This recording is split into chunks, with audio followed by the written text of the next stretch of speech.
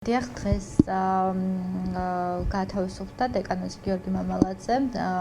საჭიროების დაწესებულებიდან გათავისუფლება მოხდა პირობით ვადამდე ადრე, როგორც იცით, საქართველოს იუსტიციის სამინისტროს სპეციალური პენიტენციური სამსახურის ადგილობრივი საბჭო იღებს ამასთან დაკავშირებით გადაწყვეტილებას, მას შემდეგ რაც დეკანოზის მოსახდელად დარჩენილი სასჯელის 3/4 გავიდა, ბუნებრივია მოხდა ადგილობრივი საბჭოსთვის მიმართვა, ეს იყო გასული წლის ნოემბერში. საბჭომ განიხილა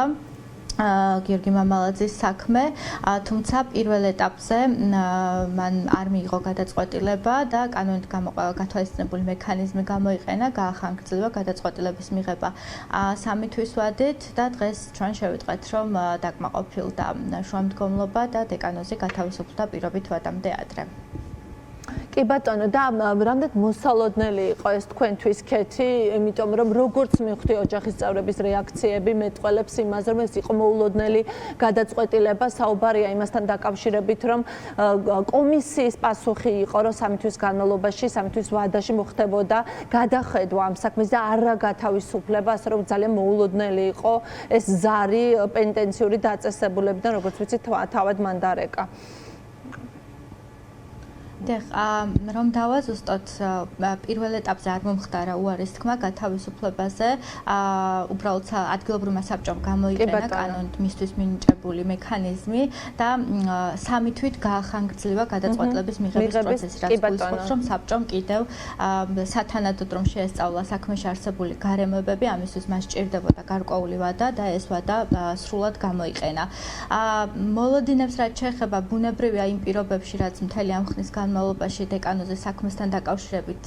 ხდებოდა, რთული იყო გვეფიქრა იმაზე, რომ ის გათავისუფლდებოდა პირობით ვადამდე ადრე, მით უმეტეს იმის გათვალისწინებით, რომ გვქონდა მცდელობა მიგვემართა შინაპატიმრობით შეცვლის მოთხოვნით, შუამდგომლობით, თუმცა ამ შემთხვევაშიც გვეთქვა უარი და მხოლოდ აი ამ პირობებში პირობით ვადაზე ადრე გათავისუფლება იყო, რა თქმა უნდა, საკმაოდ მოულოდნელი ოჯახისთვის. რას უკავშირებთ ქეთი, აი რაიმე სხვა არ უკავშირებთ, რაიმე ტიპის კომუნიკაცია უძღოდა თუ არა წინ ამ გათავისუფლებას, იმიტომ რომ ერთი რაც ვიცით, წერილი არის საქმეში, თავად დაზარალებულა ცნობილი შორენა თეთრუაშვილის, რომელიც გავრცელდა უკვე, სხვა ტიპის რაიმე კომუნიკაცია ხო არ უძღოდა წინ, რასაც შესაძლოა თქვენ უკავშირებდეთ მის გათავისუფლებას. არა, სხვა სახის არანაირი კომუნიკაცია ამ პროცესს წინ არ უძღოდა, ეს არის ჩვეულებრივი სამართლებრივი პროცედურა. საბჭომ იმსჯელა, მათ შორის დაზარალებულად ცნობილი პირის მიერ წარდგენილ თანხმობაზე, ეს თანხმობა ჩვენ წარვადგინეთ. გარდა ამისა, საბჭომ შეაფასა სხვა კრიტერიუმები, რაც კანონით არის გათვალისწინებული, მაგალითად შეაფასა სასჯელახსრულების დაწესებულებაში ყოფნის პერიოდში დეკანოზის ქცევა, მისი დამოკიდებულება სხვა მსჯავრდებულებებთან, ადმინისტრაციასთან დაწესებულების, შეაფასა მისი ოჯახური პირობები, შეაფასა სამომავლო რისკები დანაშაულის ჩადენის და ამ ყველა ასევე ძალიან მნიშვნელოვანი არის, რომ საბჭომ გადაწყვეტილებაში იმსჯელა და ხაზი გაუსვა მის საყურადღებო ჯანმრთელობის მდგომარეობას. ჩვენ ძალიან დიდი ხნის განმავლობაში ვსაუბრობთ, რომ დეკანოზის ჯანმრთელობის მდგომარეობა არის მძიმე და მას ესაჭიროებოდა მკურნალობა, რასაც სამწუხაროდ ამდენი ხნის განმავლობაში ვერ იღებდა. ამას გაუსვა ხაზი და პირდაპირ მივუთითა, რომ მისი საყურადღებო ჯანმრთელობის მდგომარეობაც უნდა იქნეს ამაზე მინდოდა მეკითხა საქმის გარემოებების კუთხით და ამ კრიტერიუმებზე დაყრდნობით მიიღო გადაწყვეტილება. რა თქმა უნდა, ასევე ერთ-ერთი მნიშვნელოვანი ფაქტორი იყო დაზარალებულად ცნობილი პირის თანხმობა. კი ბატონო, შორენა თეთრუაშვილის წერილს გულისხმობთ, შესაძლოა ამან გარკვეული ფაქტი როლი ითამაშა. ჯანმრთელობის მდგომარეობასთან დაკავშირებით რაიმე სიახლეები ხომ არ იცით, იმიტომ რომ ჩვენ მუდმივად ვსაუბრობდით მის დაზიანებულ ჯანმრთელობის მდგომარეობაზე, თქვენ სასამართლოს მიმართეთ შუამდგომლობით ამასთან დაკავშირებით და ის არ ჩნდებოდა ხოლმე სასამართლო დარბაზში და იყო, ასე ვთქვათ, ოჯახის წევრები პირდაპირ აცხადებდნენ, ყოველ შემთხვევაში მათი, ასე ვთქვათ,